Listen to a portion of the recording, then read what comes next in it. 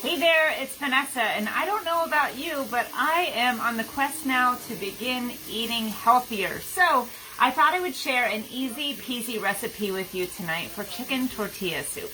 So this is one of our family's absolute favorites. It is super healthy, super quick, and if you're like me and forgot to pull chicken breasts out of the freezer until the very last minute, you're A-okay. All right, so let me just show you how to pull all this together.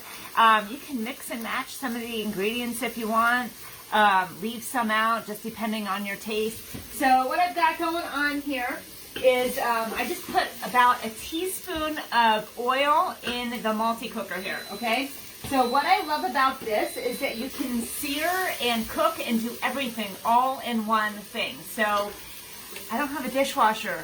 I've mentioned this lots and lots of times. This is huge that I can do everything right in one pot.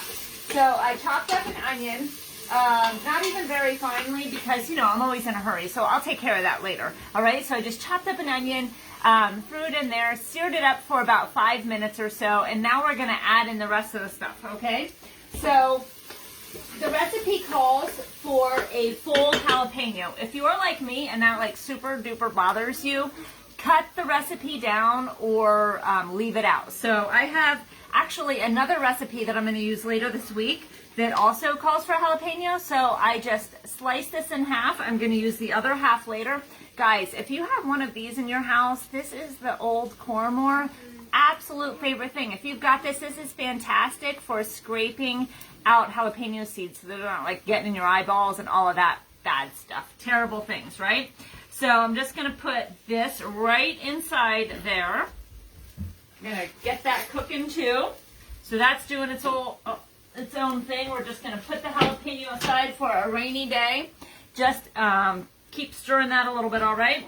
Now I'm going to put some garlic in. So do you have a garlic press? You absolutely need to have one of these. I never used one before, and I have to tell you that the first time that I used it, I had no idea what the difference was between a bulb and a clove. So I used the entire, I had a recipe for a pizza that called for, I think 2 cloves of garlic, and I was going to put I put the entire bulb in. So guys, if you are not sure about a recipe instruction or an ingredient or something, always look it up, because that was quite the learning experience for me. I swear to you, my neighbors smelled me before they even saw me.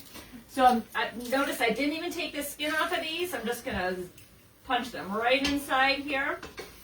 Now you can adapt this recipe to make on your stovetop too if you don't have one of these. I just love doing it all like this because it saves me a little bit, okay?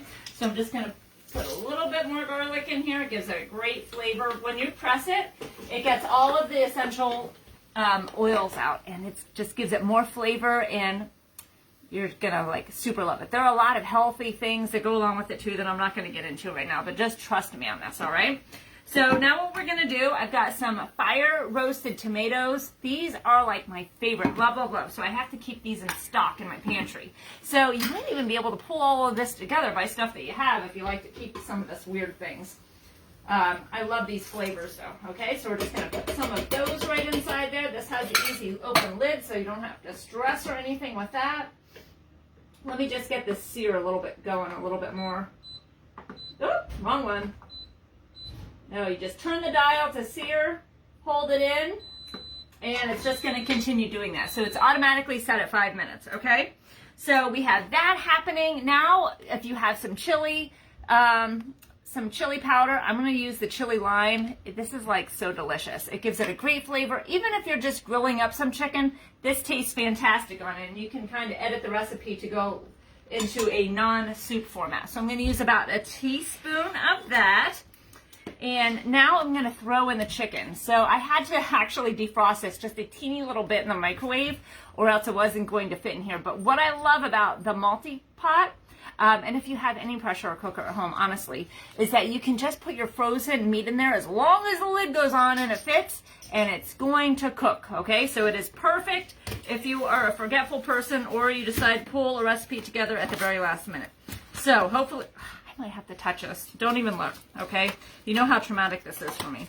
I might have to pop this in the microwave for just a teensy. Oh, nope, it broke apart. Okay, so I am touching raw meat, so I know that some of you watching are like, oh my gosh, what a crazy thing that she's doing, because I never ever do this.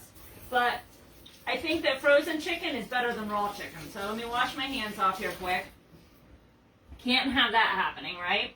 So my chicken now fits inside there, and I need to put some liquids in. So buy the box of chicken broth, okay? So this is always like 4 cups.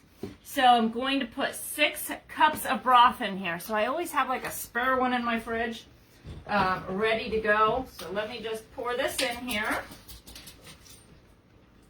Easy so far. I haven't done anything that's like rocket science. So even your kiddos could help out with this, right? You have middle schooler kids, they can totally pull this together. They're not going to burn themselves unless they have their hand like seriously inside this thing. They're going to be totally fine. Just going to put our 6 cups of chicken broth.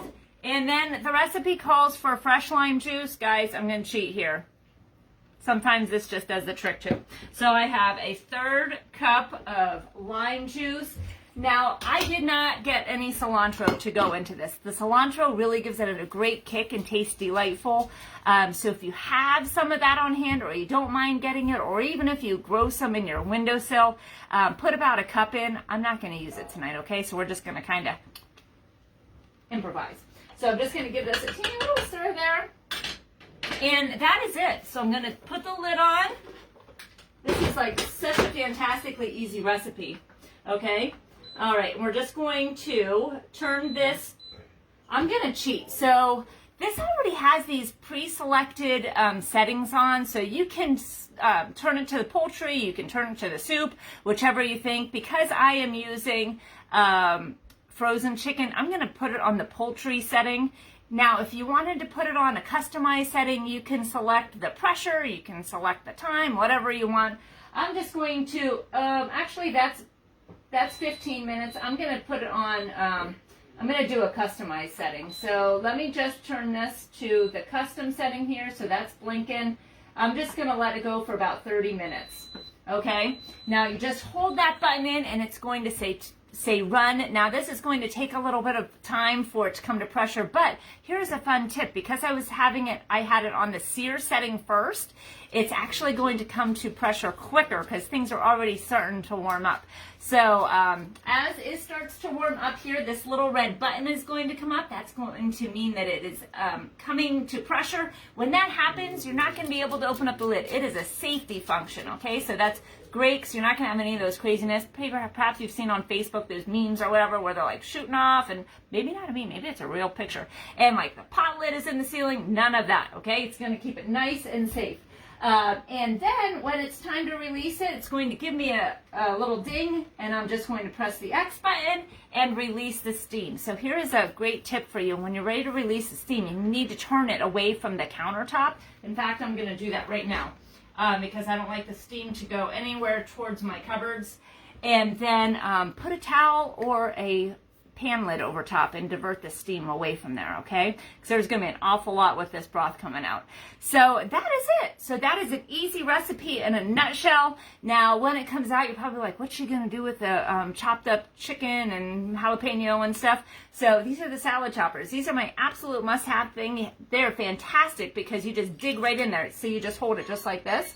Just dig through there and chop it up, and you will be good to go, okay? So with that, I'm going to sign off. You have a great night, and healthy eating. Bye, guys.